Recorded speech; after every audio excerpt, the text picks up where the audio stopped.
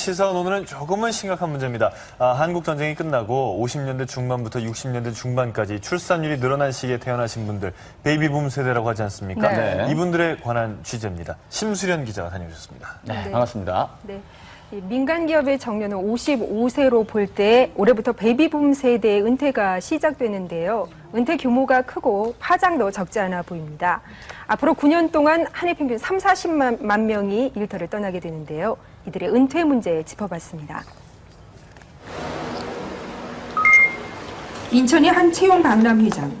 중소기업들이 인력을 뽑는 채용 시장에 40, 50대 구직자들이 몰렸습니다. 빽빽이 게시판을 채운 구인 광고. 그러나 중장년층은 면접 문턱을 넘기도 버겁습니다. 나이가 좀 있으니까 찾기도 힘들어요.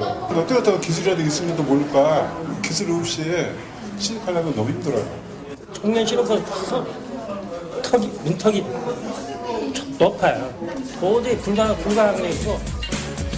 이른 퇴직으로 직장을 떠나 다시 취업 전선에 나선 우리 시대의 가장들. 본격 은퇴를 맞은 베이비붐 세대의 재취업 현장을 들여다봤습니다.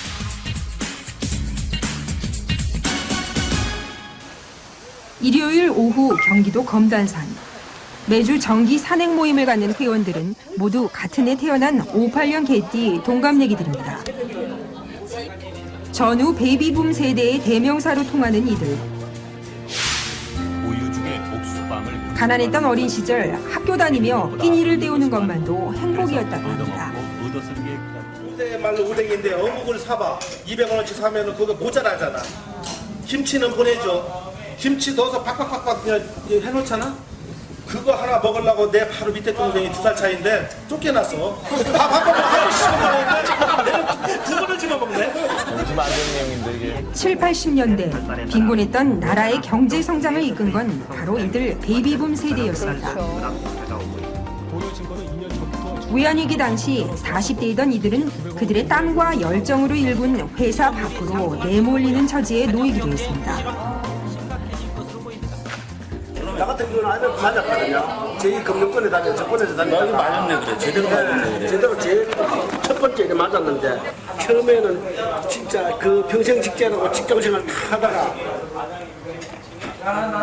옛날에는 꼭 주말만 돼야 이제 밖에 사회 활동하고 이런 딱 평일날 밖에 나가지를 못하겠더라고. 1년 동안에 집에 못 나갔어요. 1년 동안. 다들 공감하실 거예요. 민간 기업의 정년이 앞당겨지면서 앞으로 9년간 은퇴할 베이비붐 세대는 712만 명 정도. 이들의 은퇴가 본격화됐지만 부모 봉양과 자녀 교육 때문에 미처 자신의 노후는 챙기지 못했습니다. 두 개도 대학 지금 4학년 2학년인데 등록금이 한 학기에 한 800만 원, 900만 원 들어가는데 둘이지. 근데 한 달에 거의 한 월급의 절반, 한 200만 원 정도 저축을 해야 또 등록금을 낼 수 있다. 노후 생활은 뭐 준비된 게 없어요. 솔직히 딱 애들 교육하고 집안책. 꿈이라고 항상 하는 게 뭐라고 하면 65살까지 앞으로 10년 이상까지 일하면서 지내자. 그런 문제는 조금 나의 노후가 좀 될 것 같아요. 퇴직자들의 은퇴 후 삶은 바람처럼 여유롭지는 못합니다. 지난해 공기업에서 퇴직한 김시환 씨. 취지진에게 건넨 구직 명함엔 김 씨의 30년 이력이 고스란히 담겨 있습니다. 앞만 보고 달리느라 노후 준비를 못했다는 김 씨. 매일 늦게 퇴근하고 고객과 대화를 해야 되고 그러다 보니까 퇴직은 전혀 고려를 못 해본 상황이죠. 감리 업무를 했던 경력으로 직장 생활 때보다 더 바쁘게 지인들을 만나며 구직 전선에 나서고 있지만 현실은 녹록지 않습니다. 정식 인터뷰는 한 군데 했고 나머지 두 군데는 전화상으로 인터뷰를 했고 나머지는 아예 연락이 없습니다. 1차적인 직장생활이 끝났지만 남은 50년의 인생을 위해서 이제 열심히 내 일을 찾으려고 합니다. 경력이 많으신데도 저러네요. 김 씨처럼 퇴직 후 재취업에 도전하는 40, 50대 구직자들을 위한 강좌입니다. 재취업 시장은 강사의 말처럼 전쟁터일지 모릅니다. 네. 전쟁터를 얼마나 제대로 읽었느냐에 따라서 승패가 달려요. 그럼 지금은 이게 백지 상태로 놓여 있네. 내가 옛날에 뭘 해도 이건 중요하지가 않아요. 중장년 구직자들이 부딪히는 난관은 채용시장에서 엿볼 수 있습니다. 젊은이들이 기피하는 이른바 3D 업종을 찾아 취업문을 두드려보지만 기업들은 조금이라도 젊은 인력에 마음이 기웁니다. 기술자 아닌 사람은 뽑고 싶어도 아까 얘기했잖아. 일세 부담이 있어요. 그만한 정도면은 뭐 사회에서도 어느 정도 일했던 사람이에요. 그런 사람들이 여기서는 뽑고 싶은데 도대체 급여가 안 맞고. 컴퓨터가 자동화되고 사무 프로그램이 자동화되면서 예전에 기술로 인정받던 부분들이 일단은 이제 단순 업무의 수준으로 일단은 그 내용적으로 변화된 면이 있으세요. 단순 업무를 할 젊은 사람들을 구하시는 거죠. 제한된 채용 시장조차 상황은 더욱 악화되고 있습니다. 조기 퇴직으로 40, 50대 실업자가 5년 새 2배 이상 늘면서 50대는 일자리 한 곳에 11명이 경쟁하는 상황. 20대 취업 경쟁률의 5배가 넘습니다. 50대의 박은철 씨에게 이런 현실은 앞이 보이지 않는 절망입니다. 퇴직 후 2년의 실직 상태는 박 씨를 가족들에게조차 말 못할 고충으로 내몰고 있습니다. 동물처럼 그냥 하나 일종의 본능 생활밖에 못 하는 거죠. 밥만 먹고 지내는 문화생활을 하고 그런 상황입니다. 이제 국민연금이 36만 원을 받는 그걸로 딸한테는 지 앞가름도 하기가 힘든데 못하죠. 이때 은퇴를 하실 때 자녀들이 거의 뭐 대학생이나 뭐 결혼할 나이 뭐 이렇게 돼 있거든요. 그 목돈을 쓰셔야 하는 상황이에요. 근데 이제 그런 부분들이 이제 갑작스러운 은퇴, 또 그 은퇴를 위해서 또 재취업을 하면 괜찮은데 재취업이 어렵거든요. 그러다 보니까 가구 전체가 이제 그 취약 계층으로 떨어지는 그런 문제가 발생을 합니다.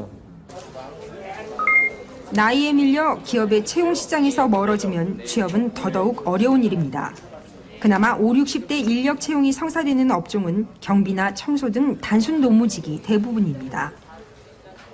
구직자는 이제 희망 급여가 어느 정도 있으세요? 뭐 100에서 150 정도? 이렇게 많게는 그 이상도 기대하고 오시는 반면에 영역업체에서 급여 수준은 그보다 좀 많이 낮은 편이거든요. 자녀 교육 때문에 모아둔 돈 없고 이른 퇴직 이후 취업에도 실패하면 노후의 삶은 빈곤으로 이어지기 십상입니다. 우리나라 노인의 상대적 빈곤율은 45%. 노인 2가구 중 1가구는 가난하다는 뜻입니다. 조사를 해보니까 부동산 자산을 빼고 거기다 부채를 빼면 퇴직 이후에 바로 현금으로 쓸 수 있는 금융자산이 2,100만 원에 불과한 것으로 나왔어요. 53세부터 국민연금이나 주택연금 신청 가능한 연령까지는 10년 정도 이렇게 갭이 벌어지는데요. 그 2,100만 원 가지고 10년을 생활하기는 상당히 어렵죠. 5, 60대 구직자들을 위한 취업 강좌. 조용하던 교실이 갑자기 소란스러워집니다. 이렇게 공터 가지고 어떻게 일하겠어? 네, 죄송합니다. 나이든 구직자들에게 있을 법한 모의 면접에 멋쩍게 웃지만 실제였다면 당혹스러울 일입니다. 아니, 야, 집에 가면 너 같은 아들이 있어. 내가 너한테 이런 얘기 들어야 되겠어? 그러고 나오십니다. 그래서 지금 한번 연습해보신 게 도움이 되실 거고요. 이들이 청년들도 어려운 취업 시장에 도전하는 까닭은 노후의 삶이 아직 많이 남아있기 때문입니다. 제 가장이니까요. 어디 아파트 관리비라도 내야 될 거 아니에요. 국민연금은 앞으로도 한 2년 있어야 나오고 아무 무엇도 없어요.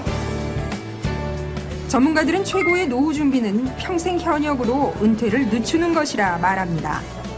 강준 씨는 이 커피 전문점에서 1년째 매주 20시간씩 일하고 있습니다. 4년 전 호텔을 퇴직한 그녀는 사회적 기업인 이곳에서 국민연금 외에 월 45만 원의 작지만 고정적인 수입을 얻고 있습니다. 수차례 교육과 면접을 거쳐 어렵게 구한 일인 만큼 일하는 기쁨이 큽니다. 즐겁게 일하면서 건강을 챙기니까 건강도 다지게 되니까는 2마리 토끼를 잡는 셈이죠. 지금 하시는 일 언제까지 정해 놓은 기간이 있으세요? 기한은 안 정했어요. 무한대예요. 네. 그만큼 지금 이제 즐겁게 하고 있으니까 무한대예요. 이제. 시간 관리 측면에서 이점이 있고요. 두 번째는 일을 하시면서 조금이나마 수입을 올릴 수 있다는 이점이 있고 마지막으로 일을 하시다 보면 스스로 건강 관리가 되는 그런 측면에서 일석삼조의 효과가 있기 때문에 내가 평생 내 몸이 허락하는 한 일을 하겠다라는 마음가짐과 실천이 제일 중요하다고 생각합니다. 베이비붐 세대의 인생 이막엔 아직 희망이 있습니다. 대기업 임원에서 조경기능사로 새로운 도전을 하고 있는 김경일 씨.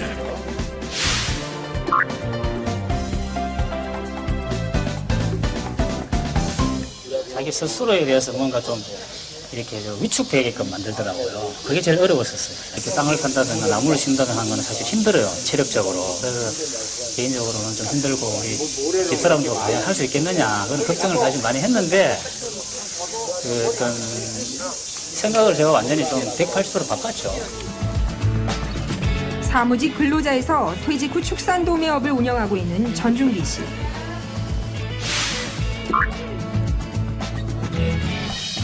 모든 사람들이 5% 안에 들기를 바라고 그렇게 될 거라고 생각하고 작업하지 90%의 실패는 그 퍼센트에 들어갈 사람들은 거의 없다고 봅니다. 근데 제가 처음에 6개월 정도 했을 때는 왜냐면 제가 나도 그런 90%에 속하지 않을까 하는 생각 들었는데 그때는 굉장히 진짜 힘들었어요. 앞으로 한 10년 정도를 계획하고 있어요. 그때 되면 65세 정도 되면 그때 가서는 노후라는 걸 갖다가 내가 그만큼 읽어온 거 가지고 조금 편하게 살 수 있지 않을까 하는 생각하는데 지금은 아직도 모르겠습니다.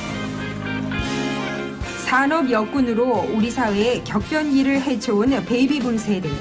이들의 지나온 삶처럼 앞으로 놓일 기나긴 인생 역시 새로운 도전과 희망이 펼쳐지길 기대해봅니다. 베이비붐 세대는 전체 인구의 15%인 712만 명에 이릅니다. 정부는 올해 중장년층 20만 명의 일자리를 지원한다는 목표를 세운 바 있는데요. 이런 목표와 달리 취업에 나선 많은 퇴직자들은 여전히 온기를 체감하지 못하는 것처럼 보였습니다. 네, 뭐 수명은 점점 늘고 있는데 직장에서 일할 수 있는 기간은 점점 줄어들고 보통 문제가 아닙니다. 나의 부모님의 문제일 수 있고요. 머지않아 있을 나의 문제일 수도 있습니다. 대책 마련이 시급하겠습니다. 신 기자 오늘 수고하셨습니다. 고맙습니다.